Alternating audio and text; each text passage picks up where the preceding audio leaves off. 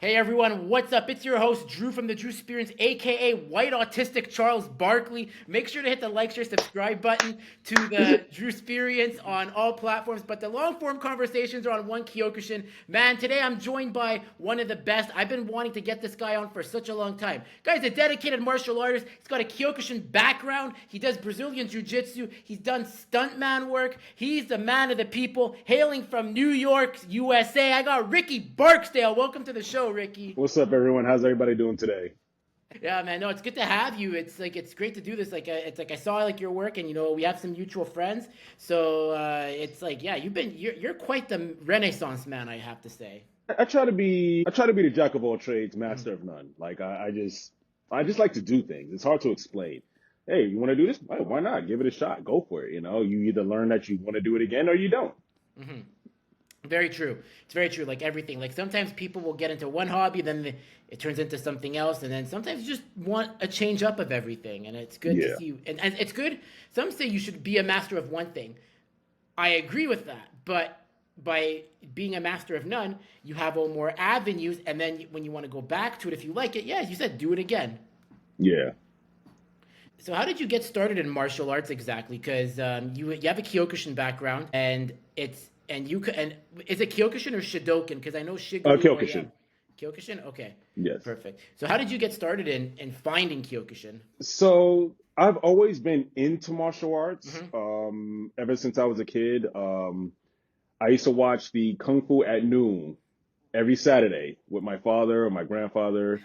And it was just always like my thing. So I would just be practicing, and then of course the Ninja Turtles. How I got formally into martial arts, it was when I was in the army. Mm-hmm.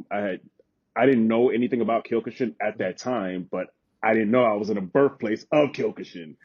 And by the time I discovered it, I was getting out of the army and I was coming back home. And when I got back home, I ran into a buddy of mine, Eddie Potter, and he was a Kyokushin guy.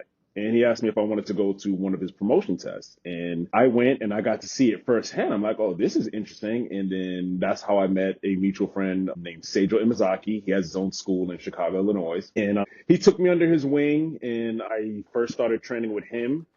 And then I started training with his Shihan Iwata. Mm-hmm. Are you familiar with him? I've heard the name. Yeah. Yeah. So I started training with him, and then I left that school, and then I ended up meeting Shihan Michelle Gay under Kenwa Khan. So Mm-hmm. I continued my training progress with her, and like I fell in love with Kyokushin. I love the aspect of like you really got to be strong and you really got to want it. It's very true. Like, I mean, some people walk in there and it's like it's not for everyone. Like, and it's like It's I think not. everyone should try it, but it doesn't mean you can stick with it. Because the one thing, Ricky, that I'm sure you've seen, and it's something I noticed, it's very subjective. But a lot of I always say like when people ask me what's the hardest belt to get, I go it's really green to black basically. Because when you're at a yellow belt, they're expecting you to put your Kihon basics together and at least know the first two katas inside out, like at the snap of a finger. And then brown Yes. belt, well, I'm getting my brown belt this year finally. Man, it's a Congrats. different level. It's a different level when you Yes. prepare. Yes, it truly is. And I wish I had discovered that art a lot earlier in life because going to the New York Kyokushin tournaments, I don't know if you've ever been there. Man, them boys, they be kicking the hell out of each other. And it's like, damn, I really started training a little too late in my life to want to be at their elite level. That's crazy. You see the New Yorkers. We have a mutual friend, by the way, Mohammed Chick. I mean, he says hi, Yes. by the way. I said, hey, I got Ricky coming on. He goes, oh, he's like, tell him I say hi. He Oh, goes, great dude, guy. nice, Mo. Yeah, he is. I love Mo. He is a great guy, man. And yeah, the first New York Kyokushin tournament I went to, I saw Muhammad fighting, and I was like, yo, I like the way he fights. He's straightforward. He doesn't back down. If he's hurt, you're not gonna know Yeah. because he's still pushing forward. Because I seen him eat a really big hit one time to the body, and everybody knows you get hit in the liver, no matter how big or strong you are, you're going down. But he took a hit and kept moving forward. And I had admired that about him. And I'm like, yo, I want to fight him one day. I want to fight him because like I want to see how far I can push myself to go against someone of his caliber because man, that dude was tough as nails. And then I had gone to Canada Yeah. to watch him fight on the stage. And I still have that footage. I don't know if he knows. I'll send it to him if he wants it. And man, he was just mowing these guys down, man. Like it was nothing. Yeah, he's really something special. I mean, we're very lucky to have him competing still because a lot of our generation is now slowly retiring or going into like teaching roles. And he's Yeah, like the last, he's part of the last guard basically. And yeah, I saw yeah. him, you know, a lot of people don't know this, but his fight in Japan last year that he had, he fought on a compromised foot after his second fight. Like he took like an elbow block and like on the top of your foot when Mm. that and I was like, and like I get a word. I was like, hey, it's like how's Mo? And like one of the teachers that was like on the trip with us said, yeah, he hurt his foot, like he's limping, but he wouldn't show it, and he still managed to power through to the finals. It's just that character that builds you, man. So I agree. Yeah, yeah. I think I saw him fight in Japan in, I think it was 2013 or 2014. And, Mm-hmm. like you got to, I saw some guys really push him. Like they really brought it. And I was like, damn, there really is levels to this, you know? Because whenever I watch Mo fight in Canada or New York or LA, like he was really putting in work, just like chopping these guys down. But then when I saw him fight in Japan, I saw a lot of these guys. I was like, okay, is Mo gonna win this one? Is it gonna be like they look like they really made him work? Like they brought something out of him for him to push Mm-hmm. himself. And I've always admired that fighting spirit he has. Like I think if he wanted to, like especially if he was younger, if he wanted to go to MMA, he would have done phenomenal. Yeah, Like that's just my opinion. I think he would have been a world champion if he just like branched out and did MMA. I think so too. I agree with that. I think he just has that body. I always said to him, like I go, dude, I go like God put you on this earth to be a combat sports athlete, not Oh like a yeah, soccer player. yeah. He was born and bred for like I always say, like Mohammed Sheikh was born and bred for combat sports. Oh, without a doubt, he's definitely one of those people. Like, what did it call the it factor? Yeah. Some people can be good, but they just don't have that it factor. Mo was great, and he had that it factor. Like, he could have chose anything as far as like the combat sports, whether it be boxing, whether it's Muay Thai, even I'll even throw Brazilian Jiu Jitsu in there. Yeah. He's one of those people that if you throw him in any combat sport, he's gonna excel at it, and he can't be stopped. That's very true. That's very very true there. So no, that's the other thing too is that like when you started you competed with them, you saw him there. What was your competition era like in terms of like any I never made significant it to that fights? level. No? I Okay. never made it to that level. Everything that I did was local because when I started, I was in my late 20s. Oh, So okay. yeah, so like by the time like I started to get the hang of it, my body had been through the ringer because I was in the army for 8 years. Hmm. So, my body had taken a beating, and every time I started to hit my stride where things was just connecting, and as a Kyokushin guy, you just hit a mode where your punches are on point, your kicks are on point, Hmm. everything is just flowing. I get injured, and I never got to reach that elite level that I would have loved. No, that makes total sense. And obviously the other thing too was like it's like you just like I did my competition too only local and semi contact. I could never do full because it's Mhm. just I'll do it maybe one day, but I'm better served building the art through content creation. Like not everyone's meant to be a fighter. I mean, you could Yeah. do it. I can't. I mean, I had my fun and it's like, and I still people. Why don't you do one more? It's like, nah, I don't want to do one more. I don't know. I love competing. Like that's Yeah. why, and what I liked about jujitsu is that it's one of those double-edged swords where it's easy on the body, but it's hard on the body at the same time, but Hmm. just less impact, I should say. And that's why I started competing in jujitsu because I'm like, yo, I like this. It's like you really learn a lot. And the difference, in my opinion, aside from the obvious of jujitsu and Kyokushin, is that jujitsu really forces you to think. It really is a really Hmm. big thinking game, and not just I'm big, I'm strong, I grab you, I submit you. Right. Yeah, that makes total sense. What about when it and so you get into jujitsu. So you've done the army, you find martial arts through there, and then you've been to Japan too. So when you went to Japan, like what was that first experience like for you? Oh, Because I I'm sure absolutely loved it. I it must loved have it. been like Mecca for you, right? For me, I really didn't know what to think. Okay. Other than what I knew about Japan as far as their customs and cultures, I really didn't know what to think or what to expect. And then when I got there, my very first interaction with a Japanese airport worker, I will never forget this. This happened June of 2007. I'm walking towards the exit, and this old Japanese man comes up to me. He's pointing at me. He's like, you basketball. I didn't understand what he was Oh saying. no. Yeah, because they have a lot of pro players that go Yes. overseas who don't make the NBA. So he's like, you basketball. I'm like, what? What do you mean? He's like, are you Kobe Bryant, NBA? And I was like, no, no. I explained to him I was in the army, and it was the absolute best 3 years of my life. I loved my unit. I loved everything about living in Japan. And if I could go back, I would without hesitation. I don't blame you, man. I went last year for the first time, and so my story is this: so when we got off the plane, so it's a very long flight, by the way. But when we got off the plane, we see Narita. So we get off the plane, and like they see like our kanji, and they're like, oh, they start saluting us. They start like bowing to us, and then Really? yeah, they were like, some people were taking pictures of us. Like and I'm like, I'm not a star. I'm like, I'm just pointing to Mo, like he's the star, not me. And Mo's like, hey, he's like, stop it, and I'm like. So I'm just trying to like troll him there. And then the best was, okay, this story, like it's like I think I'm gonna take it for the first time here. So we're at the customs and they're letting us through. And Mo gets pulled aside, and they're showing him a book of like what's not allowed in Japan. So then he got interrogated. So we're all in line waiting for to go to like our next flight to get to Osaka. And then Hmm. Pierre like Cataford, who's my Shian, he's like, hey, he's like, where's Mohammed? And he's like, asks me, he goes, Drew, he's like, is Mohammed with you? I'm like, oh yeah, like he's in some room being interrogated, just like without a filter. And then Pierre is like, oh, he's like, and then Pierre just goes, he goes like in French, he goes, oh, calista tabarnak, which is like like a very bad French to say. And then like like it was like, but Mo handled it like a champ. Like the guy was like asking, what are you doing in Japan? And it's like, and Mo's like, you see this? He's like, yeah. He goes, I do karate. He goes, so the airport worker, he charmed the airport, the interrogator, and he got out. But he's like, but it was just one of those experiences that I'll never forget. Okay, yeah, that was my first introduction into being in Japan, and it was nice. You know what I mean? Yeah. I know he didn't mean any malicious intent, No. and I realized at the time I didn't know that Kobe beef was really popular in Japan. Kobe's Mm-hmm. a Japanese word, so I think that's why he asked me Kobe when he mentioned Kobe Bryant, because that's the closest he could probably translate Mm-hmm. when asking me if I'm an NBA player. Right.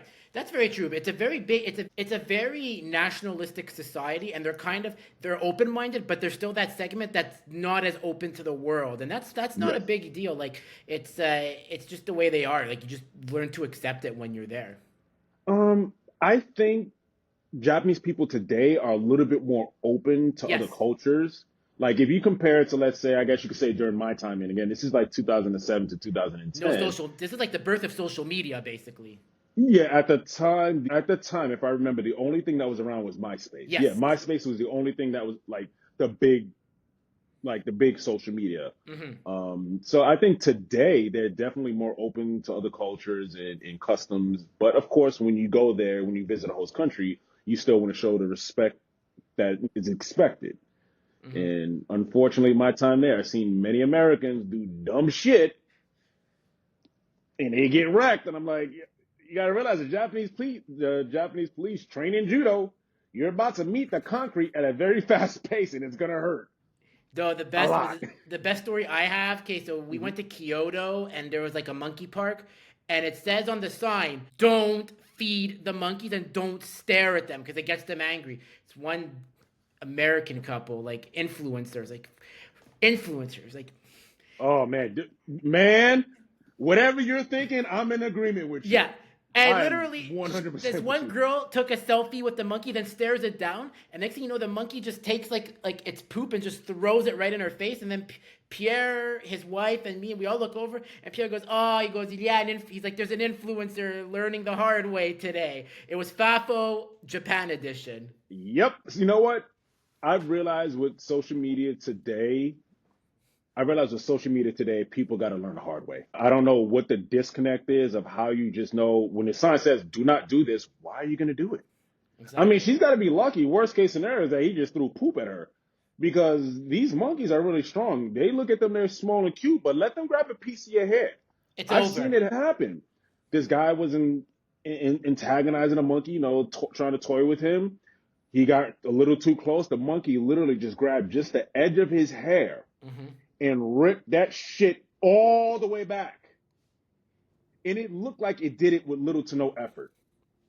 I was like, okay, lessons were learned. Yeah. And you ever had like a real bad cut, like a rug burn type cut? Yes. Yeah. Yeah. I've been there. Now imagine that, but at the top of your head. I know his shit was on fire. I know he was in a lot of pain. Oh, for sure. Where were you stationed, by the way, in Japan? Because I did Osaka and Tokyo on my first trip. So I was in a station in Okinawa. Okay, that's the famous base where all the Americans are stationed, basically. Yeah, well, there's a lot of Americans in Osaka. Like I know there's a lot of Air Force and Navy and Marine bases in the mainland. Hmm. The bases that I was at was mainly Air Force and Marines. Like there was Okay. like one Navy base. I think that was Camp. No, Henson is a Marine. I forgot the name of the Navy base, but you got Swab, Henson. Man, it's been so long. But those are the two that I can remember off the top of my head. I lived on Tory Station. Okay, that's understandable. But Okinawa is beautiful. It's like I wanted. That's my goal to go there one day. It's different. It's like Japan is like its own little world. You got the north and Sapporo, which is like the snow, and it's Yeah. like because it's closer, kind of in proximity ish to Russia. Then you have the mainland, and then you have Okinawa, which is like the south, and it's like what you see with Tahiti and Bali. It's like what is this place? My favorite place was Roppongi. Okay. Oh my God. If I could go back, like if I could transfer my conscience back to that time, I would have partied a hell of a lot more during those days I was out there. Roppongi reminded me of New York City on speed. Oh, okay. Party. When I say party central, I'm talking about party central. We played a football game against the Air Force. We lost, so went back, had a good time, showered at the hotel, and we went out partying. And then what happened? We went to this club. Now, mind you, it's like around 1 o'clock in the morning. We're just club hopping, bar hopping. I got a little tired, so I went outside, just sat by the stairs, and I fell asleep like this. I'm just leaning against the staircase like this. And then something woke me up, like some movement woke me up. And there was a Japanese girl posing next to me taking a photo, right? And then I saw my buddies, and they was with these other Japanese girls, had their arms around them. And they're Yeah. like, Rick, we told them that you're Tyrese. Just play, because they didn't understand English. So they're like, yo, that's Tyrese. They're like, yo, we told them that you're Tyrese. Just play along. And that's one of my favorite moments. And then, so we left the clubs. Mind you, the sun is coming up. It is Mhm. 7 o'clock in the morning. Well, no, the sun was already up. It's 7 o'clock in the morning, and the whole streets were still busy, and people were having fun. And it was like, yo, this felt like home because Okinawa is more of like a resort. Think Yeah. of like what's a place people go to in Canada like for their vacation? It's Cuba or Dominican Republic, Punta Okay, Cana. so think of it like that. So Okinawa, like not Okinawa's, mainland Japanese people will go to Okinawa for like their vacation, like their getaway. Like in America, most people go to like Florida or they go to Aruba, Mexico. So that's what Okinawa was. So I was literally living in paradise and didn't Mhm. realize it. I know where I was at was good, but I didn't realize how good it was. That's epic. When you went to obviously because we're into the otaku culture. So Yes. when we went to Akihabara the first time, that must have been a spiritual experience. I know what it's like when you hit Akihabara for the first time. Yeah, it was fun, man. Everything about my time over there was great. Of course, it's never perfect. Mhm. I had a leadership that was just god awful, but my overall experience, 99.9% amazing. And I would do it all over again. If you rewinded time where I don't have no thought process of what am I going to run into, I would do it all over again. I want to rewind to my first time through in Japan. I did mostly everything, but there's stuff I missed out because it was the first time I'm with a group. But now when I go back, it's like, okay, now I know what to do. I have like an idea. I saw the Gundam factory, at least like the big Gundam statue. That was like one of the best moments of my trip. But Roppongi, there's Shinjuku. I want to see the Godzilla Museum. That's the next thing I want to see because I'm a Yes. big Godzilla fan. So I'm sure Okay. when you were there, you must have seen a lot of figurines for Godzilla, a lot of like Well, Godzilla at the merch. time, again, remember, this is like 2007. So they Mm-hmm. did have those things, but not to the extent of what it is now. So Mm-hmm. it was a little bit different for me than it was for you. Yeah, probably. Yeah, because as mentioned, it was like before the social media was like big, and like Japan was still kind of like it was kind of not isolationist, but you only got word of what was coming out by via magazine or maybe like for me when Yes. I found out about video games from Japan, I was reading Nintendo Power. Like my mom would buy them for me or Shonen Jump, for example, and that's how I found out about like Japan and like what was going on. But now it's like this like this phone here is so powerful. After the click, you get like a million things. Yep. Yep. But you're 100% right. And I think social media can still be used for good. My issue back to the whole influencer thing is like, I get it. Have fun, but just experience your time there. Not everything needs to be For him, like, oh, we're in Japan. Look at the monkey whipping my ass and throwing shit. Like, you don't need to do that. Go No. there, have fun, you know? And I think people need to learn to respect the customs and cultures because far too many times, I used to live in Germany as well. Oh, really? Yeah. Which part? Munich. Okay. Oh, I want to visit Munich so badly. It's on my wish Now, list. now I love Germany. Now, Germany, I would live in without, like, Japan or Germany doesn't matter, but I would definitely choose Germany because, you know, my kids are German Okay. and they've been living over there, you know, practically their whole lives. It depends on what you're looking for. Now, if you're looking for like the country where everything's relaxing, nature, peaceful, you want to go South Germany, Munich, like in the Austria border. But if you want to party, you want to go to Leipzig, Frankfurt, Hamburg. Like those are the Berlin. places you want. Berlin, yeah. Like so, if you want to party, you want to go up north. If you want to relax, you go in the south. Interesting. That's really interesting. No, and like, because I think being in the army allows you to be very cultured because you're seeing all these things. If you get stationed, some stay in the U.S., but you got a chance to go to Asia, also Europe, and when you were there, I mean, kickboxing was very big in Europe and Japan too. Did you ever manage to like catch any matches, like just to watch and like or get to train with any people in Europe and Japan? Unfortunately, no. Okay. So I was in Europe after I got out of the army, but Okay. Japan, I never got the chance. I did attend like the local fights where, Yes. you know, we had Americans that were legit MMA fighters. And so it was all like the local Thai fights or the local MMA fights. I never got to see on the grid. I never got to go to K1, you know, Oh, okay. because that was in Yeah. mainland. Yeah. That would have been amazing though. You get to see some of the legends then, like even though like Ernesto Hus, you know, Bob Sapp, Francisco Filio. Did I say his last name right? Filio? it's I think it's Fijo, but it's like but Fijo? people say Filio. Yeah, it's really I'm really sorry, Shian Frank, because like I met him Yes. already. So Okay. Sorry, Shihan. I don't yeah, mean to and mess up your name. there's also Shian Glabe Fetosa, Sam Greco, all the legends. You Erwin could have Texera. Erwin Texera. yeah, oh, he's amazing, man. I love that guy. That guy's a vibe. That guy is like a mood. Like, and I say that in Yeah. a good way. It's like, yeah, he's so calm. He's like, and he's like so big. I'm like, Yes. Yes. He's the epitome of a gentle giant. yes, he is. He is. I was his first. I've also met Lechi Kurbanov when I was in Japan too. Even he was there. Nice. Yeah. Do you know Gerard Gordeau from UFC One, the guy that fought the sumo wrestler in the Yes. first? Yes. He was there too, and I'm always gonna say the story. So what happened was we get to the tournament, and I'm already like it's like already with like the autism I have, like my stimuli is like all over the place. Like this is like I'm like a kid in the candy shop. There's like a red sweater and it says Kamakura and I'm like I know that name, so I go up to the guy and I'm like, is your teacher Gerard Gordeau that fought in UFC One? They go, yeah. I go, is your Kancho here? They go, yeah. He's like right there, and he's like in like a sweater and jeans, like his other teammates. Nicest guy, but man, Ricky, that guy is like, and I say this respectfully, he's the most unfiltered person ever. Like it's like if I have him on, like I cannot have any rules for him. He's gonna say it as it is. So Some people are just like that. They're gonna say what's on their mind. You know, you can't stop them.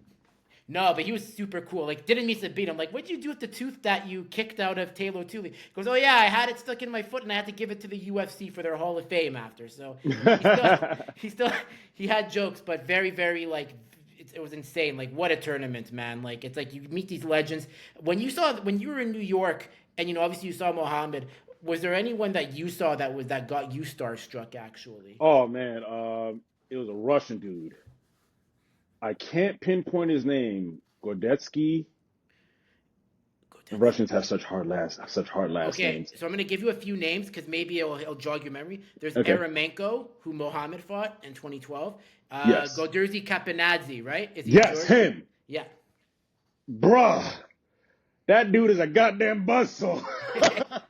Like when I first saw him, I think he was the dark horse because again, to me, I don't think I've never seen him at any of these tournaments, Mm-hmm. and it was his first time. And this dude went through everybody. Mm-hmm. I don't even think he broke a sweat. I don't think he broke a sweat, and oh man, that's all I can say. Like this dude was just a straight up monster. And he definitely, aside from Muhammad, he was definitely my favorite fighter. Yeah, no, Kapinadze had some wars. He had a war with like a Russian named Darman, and it was in 2015 in Japan.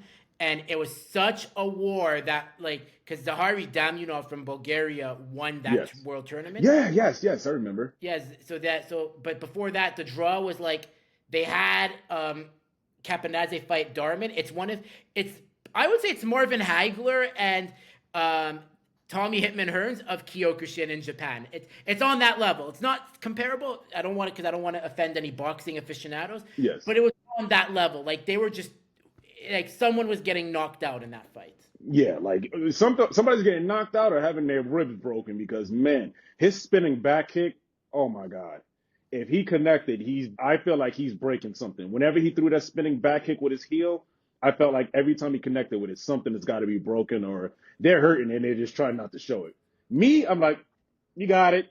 Yeah, no, those spinning back kicks like getting kicked by a horse, man. It's like you're gonna get. It's like that scene in an anime where they just get blasted off to the sky. That's how I look at getting a spinning back kick to your liver, stomach.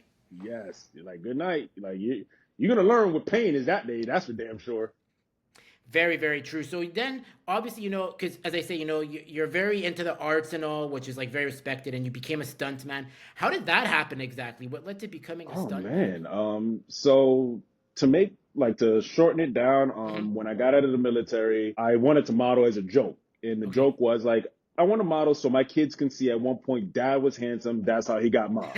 That's just the reality. We're gonna get old, we're gonna get flabby, it's gonna happen. So it started off with that, and I did that for a little bit. Fast forward, I'm with my girl, and then I ran into a friend of mine from school.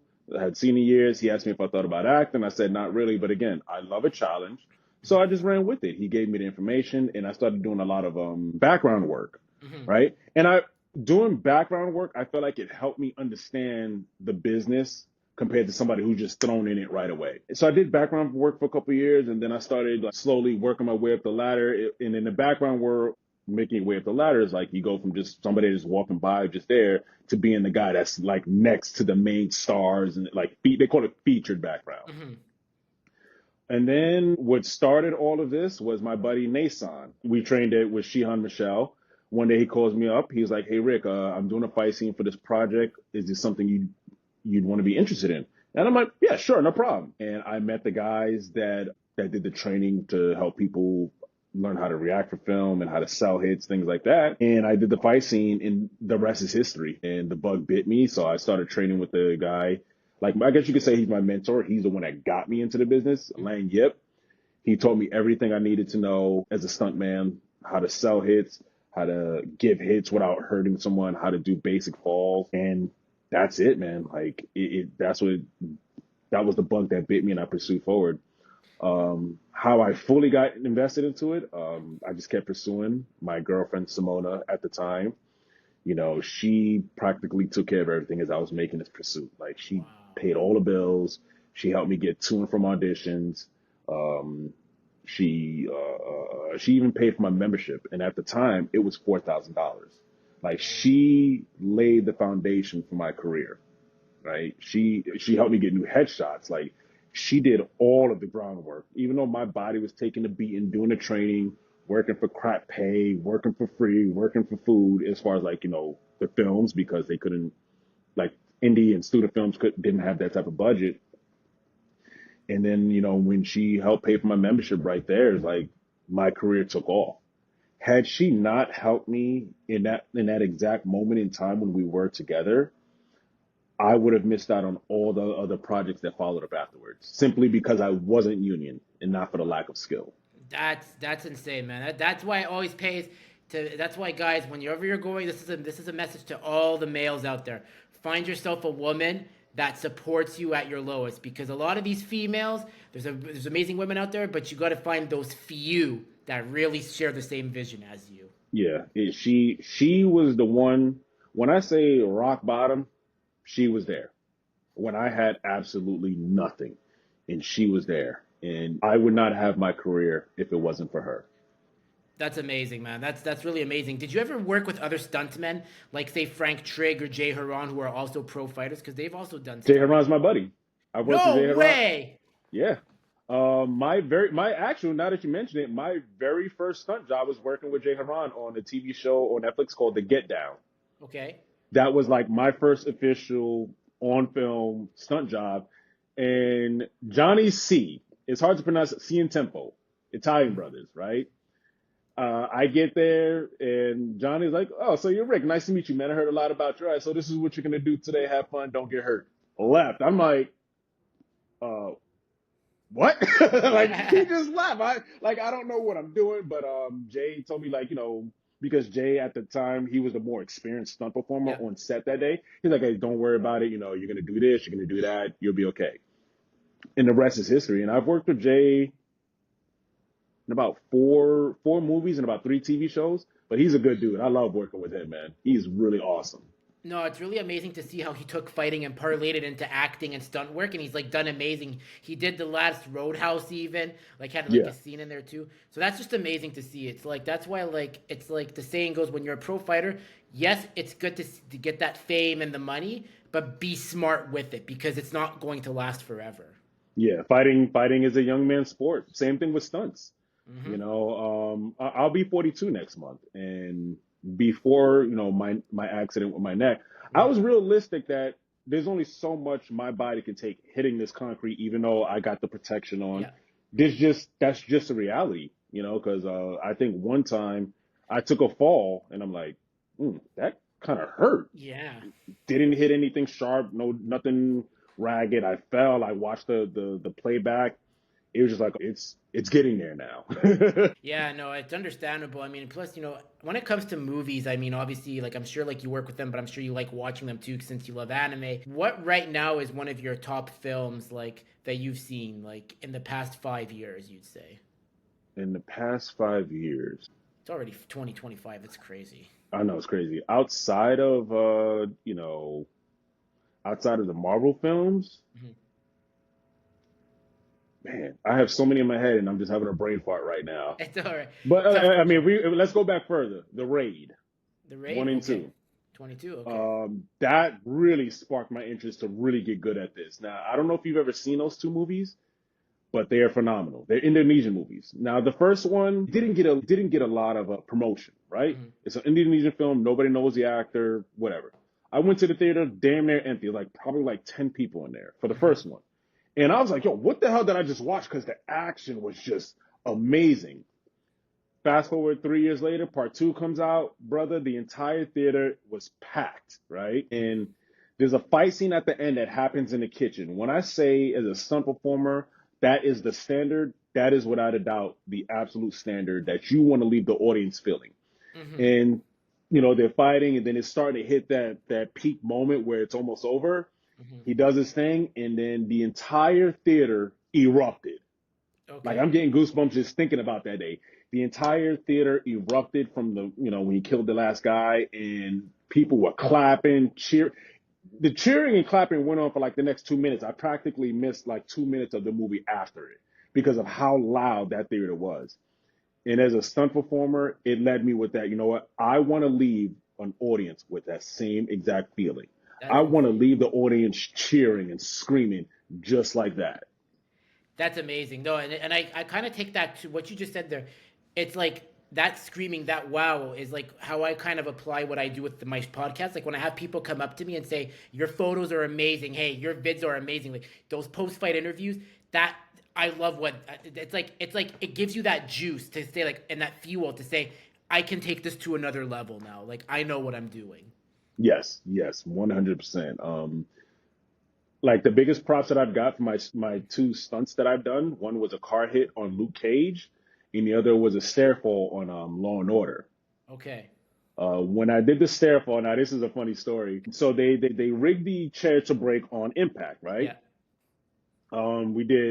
We did one take. Normally, the bigger the stunt, the less takes you do because the more you do it on a big stunt, the Hmm. higher the risk of somebody getting hurt. So I come out, hits me with the chair, it breaks, I fall down. Camera B was out of focus, asked me to do it again. And during the second take, going up the stairs, he came in hot. My buddy Silva came in hot. And I felt the hit more from the chair than I did falling down the stairs. And did it, fell down, boom, boom, boom, got up, they yelled cut, and then when I go outside, people were cheering, and I was like, I wasn't expecting that because I'm not doing it for the clout of other people. I love this. Yes, I want to entertain people, but I'm not doing it for the applause. And stuff like that keeps you motivated. It lets you know Hmm. that the beating that you're putting your body through it's not for nothing because they learn to appreciate it because a lot of people on set that particular day had never seen anything like that in person. Hmm. So it was nice for them to get that experience. Like, oh, these guys really are hitting the concrete. These guys really are hitting the floor. Hmm. That makes sense. Now take it back to Luke Cage. I have to ask you a Marvel Yes. question here. So Mershan Housi, I'm sorry if I Mersh, he was the villain. He was Cottonmouth in season one. Mershan Housi Ali. He's playing the new Yes. Blade. What are your thoughts on him being named as Blade? Because look, we all, me and you, we grew up on Wesley Snipes, and I have very Yes. high expectations. But there's something that tells me he's going to pull it off, and he's gonna get that new audience to appreciate the old ones too. So the reason why I think Mashallah Ali will do great because without a doubt they're going to get he's going to be training with some of the top stunt performers. Mhm. Are you familiar with 8711? No, no, no, not really. So 8711, all the action movies that you like to watch from Ninja Assassin. What's that movie with Chris Hemsworth that's on Netflix? Extraction, practically all the Marvels, like in particular the fight scenes. Atomic Blonde, Nobody, Mr. Nobody. Like he is without a doubt going to get the proper training because you saw what they did with Charlize Theron, right? We know she can do action, but she's never done anything like what we saw in Atomic Blonde. So is he going to be able to pull it off? Yes, without a doubt. Obviously, people are going to do the comparison of Wesley and him. That's just the nature of the beast. Yeah. But I really do think he's going to kill it. I hope they bring back that night that to pay homage to like the original. They do the intro and like the blood rave. They have They please, have to. they They have have to. please. If you don't do that, Disney, I will literally stand up in the theater and say, "This is BS. This is not Blade." But no, no, I'm just kidding. But no, I really think they made the right choice with him. It's just unfortunate that it's now kind of in a development hell again. But Yeah, like so behind the scenes, it's just a lot of too many chiefs, too okay, many chefs, I should say, too many chefs and not enough cooks. okay, For example, everybody knows that Blade is an action film, yeah, right? And the script was only 100 pages, hmm, right? Only 100. Now, if you want to do a comparison, 100 pages is normally for a TV show. yeah, We're talking about a big action movie. And then they didn't want the focus to be on Blade, but the people in particular, the women in his life, which like there aren't women in his life. I'm a Blade fanatic. yeah. Nobody better ever argue with me about Blade. You know what I mean? So I had the comics before Wesley even portrayed the character. So there was just a lot of like people just not knowing what to do as far as like what the fans want and need. Okay. So that played a real big contribution for it because I was supposed to work on it because they was filming in I think it was either Columbus or Cleveland, Ohio. Hmm. Sent them my information, got it was just waiting. And then, as you know, everything went to hell, and then they went to Atlanta, which was supposed to start up again. And that's when I was like, okay, my opportunity is a little bit lower for the simple fact, Atlanta, let's just call it what it is. There's a lot more black people down there. Yeah. So if they can hire somebody local and not fly me from New York to there, so but then that fell into developmental hell as well. So Unfortunately, that's just the I nature of the beast. I hope it comes out. I'm hopeful. When it also comes to because you also worked on Luke Cage, there was one where they combined them all together. The Defenders. That's it. That one was like Yes. a good. I just didn't like it that much. I just felt it was kind of rushed. But Daredevil, they just killed it. I'm really hoping Born Again because if you read the Born Again comic, it's like one of the Okay. most. That's the new third. That's like the new fourth season they're doing of Daredevil. I really hope Disney doesn't screw it up because Born Again is supposed to be like peak Marvel in terms of the So comic. I'm not familiar with the I mean obviously I know who Daredevil is, I know Yeah. what he's about, but I'm not familiar with the Daredevil comics. Oh, okay. Like the only comic book that I can remember that I had that had Daredevil in it is a Midnight Sun series. Mhm. Blade, Punisher, Ghost Rider, Daredevil, and I forgot who the fifth guy was. They was hunting down this serial killer who was killing people in just cause. And I'm pissed that I lost that comic, but that was my introduction into the Midnight Suns. That's amazing. What's your thoughts on John Bernthal as Punisher? Do you like him as Perfect, Punisher? perfect. You cannot find anybody better than him to play that character. He really did the Punisher justice. And what I like about the TV show, the Punisher's character is not something you can tell in just a couple of movies. No. You know, there's just some characters you can do based off of the TV show or based off of the movie, but Punisher is such a complex character as to why he is the way he is. And I felt like Netflix hit it on the nail, and he brought that performance. Yeah. Um, yeah, like it was perfect. The only one I didn't like was Electra. I'm sorry. I know there's a lot of Electra fans there. Hmm. I hated the girl who played her. I hated her that much because she was that good at it. Because it's like I hate because you kind of hate Electra for how she is and how she like lures like in the TV show like Matt to like doing all the stupid stuff, and then he has to rescue her, and then it's like she has like her like consequences of her actions. I didn't like her, but I love the Punisher. Like in season two, Daredevil season two, in my opinion, the best Marvel season ever. I don't care what anyone says. Like, I mean, for me, I like them all, but for me, what I liked about season three, mhm. Bullseye. Yes. Oh, How he they was introduced creepy. Bullseye. Yeah, like I didn't know who the character was. I'm like, yo, this guy's really good. Like he's a good marksman, this and that. But then they started unraveling, like, oh, what? That's Bullseye. That explains why he's just he does have a superpower. He's not super. He's just really damn good at what he does. And that fight scene, in the police station where Daredevil was I'm sorry, Bullseye was bouncing thing off and just tagging Matt. I'm like, so my buddy Chris Brewster, he was Charlie Cox's stunt double at the time. Oh wow. So yeah, Oh they really killed it on that. They really killed it on that. And I'm sure the biggest one that everybody remembers is the one shot, right? Those yeah. are hard to do. Like one shot takes are the absolute hardest ones to do because you can rehearse. Stuff happens.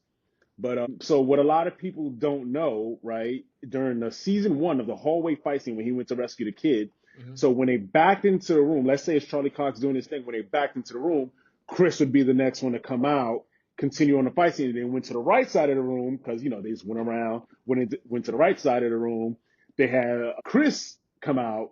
They had Chris come out and do his thing, and then so on. They just kept ping ponging because all of that movement. Yes, you're not physically hitting each other, but you're exerting a lot of energy. And as a combat guy, when you stop or if you don't like disperse that energy, you're just burning a lot of energy. So I think the one takes were amazing, and I can't wait. I know for a fact they're adding it into Born Again. If they don't, you just kind of like alienated a big fan base of what really helped propel Daredevil to where it's at. Agree. I definitely agree. So now taking it to sports, obviously, and that's not Yes. karate based. You know, you're a Giants fan. I'm a Giants fan. Where do they go? Where do they go from here? I mean, they let go of Daniel Jones finally. They're getting rid of Gettleman's era finally. What's your thoughts on who they should draft next?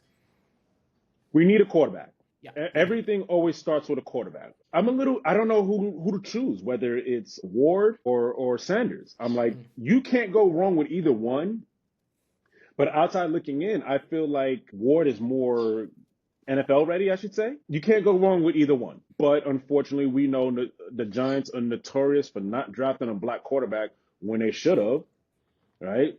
But here Yeah. we are. Like, yeah, I'm. It's hard to say, man. But definitely starting with the quarterback. I still can't believe we let go Barkley for absolutely nothing. Yeah, that was like, I will. whoa. In the fact that he almost broke the rushing yards record, which I feel like that was sports gambling. Messing Mhm. with that, you're like a couple yards away from breaking a record that's been held for like the last 20, 25 years, and then they sit you. Yeah, I'm not a fan of that at all.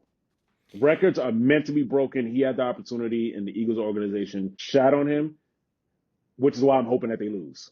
Yeah, me too. I hate the Eagles. Like I hate Oh yeah. Dallas. I hate the Eagles, but I hate Dallas fans more. So every time Dallas says this is our year that they lose, it's like Giants fans are like, yes. It's Oh, like we every can. single year, every single Yeah. year.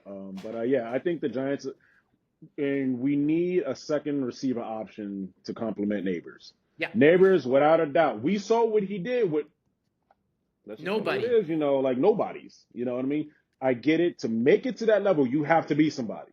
The best of the best make it, and obviously, you're just not the best of the best on the pro level. Imagine if we get a quarterback that can run and throw. Yeah, like a Neighbors is about to Mahomes. eat. Yeah. I like our running back. I like Tracy. I Mhm. think he's phenomenal. I think, he's going to do great things. Of course, he's not a Saquon Barkley because Barkley is like Muhammad was meant to be a fighter. Barkley's one of those people that's meant to be a running back. And the biggest one that will forever stand out to me is when against the Detroit Lions when he ran on the outside, got hit, spun. The guy ran into him and he stopped him. As he spun, boom, plants him into the ground and then takes off. Now, a lot of people might be saying, "Oh, it's not that. It's nothing." Like, I don't think you understand when you have another 200-pound man coming at you full speed and you're coming out of a spin and then you stop him like that and then you push him down. I was like, that's when I knew Barkley was special. Agreed. No, agreed. No, I mean, as I said, I'm kind of on and off with football, but now I'm getting more into it because there's a lot of strategy involved. For me, I'm a defensive player. I like defense Okay. because in ice hockey I played defense, and well, I don't Okay. play ice hockey, but so I like the linebackers and the D line. So I like guys like Brian Burns, Kayvon Thibodeau, and so I like the foundations there. They got a great future, but please just pick Cat. I like the Cam Ward idea because Yeah. less baggage, and Saunders comes with that drama. I don't want that. Let's get in a guy that's ready and focused. Comes from the U, so bring him over. I'm for Cam Ward. I'm praying to the gods that they bring Yeah. him over. When it comes to Sanders, I think he's phenomenal. I don't want to say he's going to come with baggage. I just think it's one of those things where his last name. Yeah. Look at who his dad was.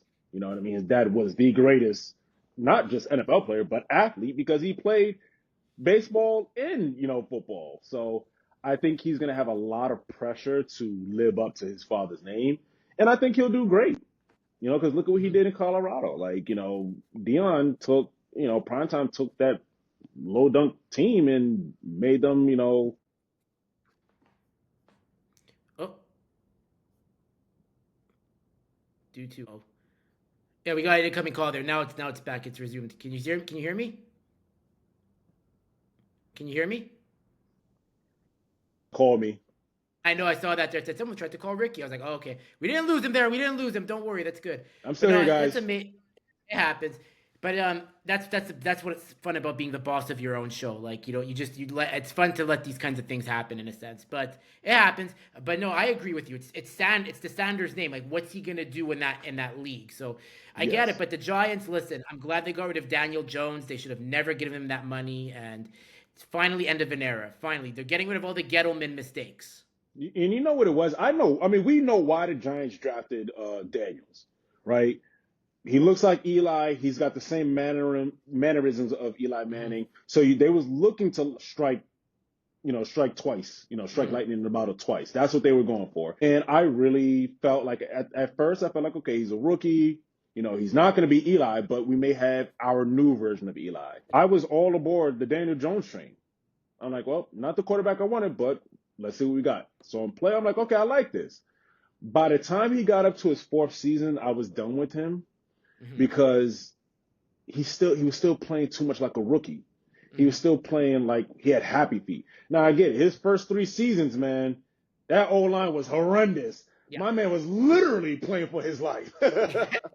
So I got it, but then we got the O line, and it seemed like after that season before, like I'm sorry, yeah, the season after he had that great season under the ball, he just completely regressed Hmm. drastically. Like he did not get better at all. Yeah, it happens, man. But hey, it's a new hope. I'm hopeful in Dable and the ownership and the management. So let's see what they can do. Ricky, where can people connect with you if they want to do this? I really got to thank you for coming on, man. This was Oh, a thanks for blast. having me, man. If you want to follow me, you can follow me on Instagram at Ricky Barksdale. Same thing with TikTok for however long it's going to be up there at Ricky Barksdale 2 because somebody else apparently has my name. Oh wow. So yeah, if you want to see my stunt work, it's up there. My stunt reel is up there. I don't know if you saw it, Drew. I haven't seen it. I've seen it on Instagram, but I don't have TikTok. But I should definitely check it out on TikTok if Okay, you I can forward you my stunt reel so you can please check it do. out. And I can collab and invite you and say like this is Ricky on Oh, stunt thank you, work. man. I appreciate that, man. No problem. Ricky, man, this is awesome. Like, I'm really glad I got to do this. It's like this, like your energy made my day today. Guys, if you love these conversations, hit the like, share, subscribe button to my channel. We're at 456 subscribers, trying to get to 500 by either Nice. end of March or by end of June. And the conversations on One Kyokushin TV, the long form, reels and shorts are on my channel to drive traffic on both sides. So, Ricky, I got to thank you for coming on, and Thanks let's for do this having me, again, man. hopefully next time. Likewise, man. All right.